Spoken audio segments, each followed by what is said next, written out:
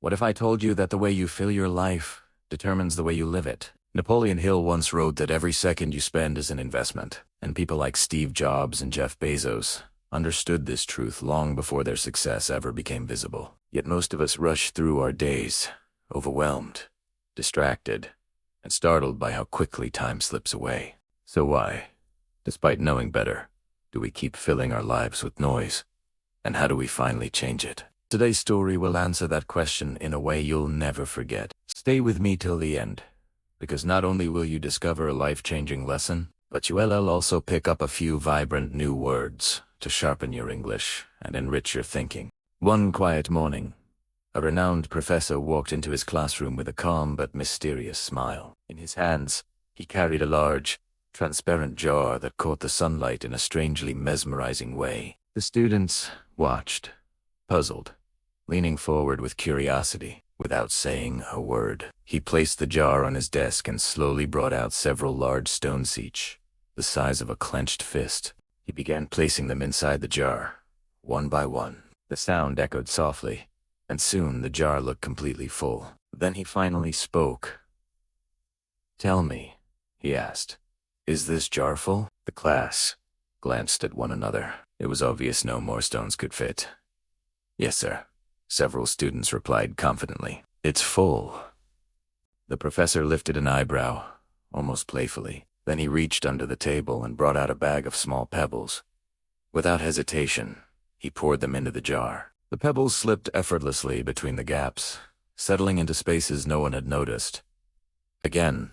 he asked. And now, some students exchanged uncertain looks, but many still answered, "Now it's full." The professor's smile widened. This time he picked up a bag of fine sand and slowly let it flow into the jar. The grains cascaded downward, filling every remaining space until the jar looked impossibly packed. "Is it full now?" he asked. A few laughed softly. "Probably," they answered. But the professor wasn't done. He lifted a mug of water and gently poured it in. The water seeped through the sand and settled at the bottom until even the tiniest gaps were filled. Only then did he say, "Yes, now it is truly full."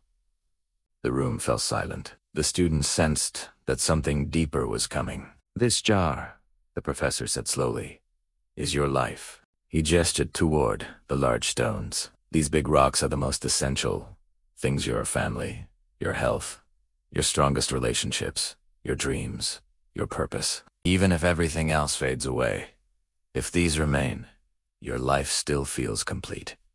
He pointed to the pebbles. "These are the important but not vital things: your job, your home, your achievements. They matter, but losing them doesn't break you." Then he touched the sand. "And this represents the small stuff: endless scrolling, trivial gossip, impulse shopping, the unnecessary noise that generously steals your time." He paused, letting the words sink in. "If you fill your life with sand first," he continued, "you will never have room for the rocks. And if you fill it with pebbles first, the rocks will still be pushed aside. The order matters." The class listened quietly. Some were surprised, others reflective. One student finally raised a hand and asked, "Sir, what about the water?" The professor smiled, as if waiting for that question. "The water represents the tiny joys," he sighed warmly. "A quiet cup of tea, a spontaneous laugh, a sunset that startles you with its beauty. Even when life feels full, there is always room for small bursts of happiness." He stepped closer to the jar and tapped the glass gently. "Most people fill their lives with sand," he said. "They fill their days with distractions, tasks that feel urgent but aren't truly meaningful. And slowly, quietly, they run out of space for the things that make life whole." His voice soft. "Your job may be important, but it is not more important than your child who waits every evening for your attention. Your ambitions matter, but they are not greater than your health, which you ignore until it's too late. And your dreams. Your dreams deserve more space than the noise you allow to replace them." He drew a deep breath. "So I say, place your rocks first. Protect your relationships.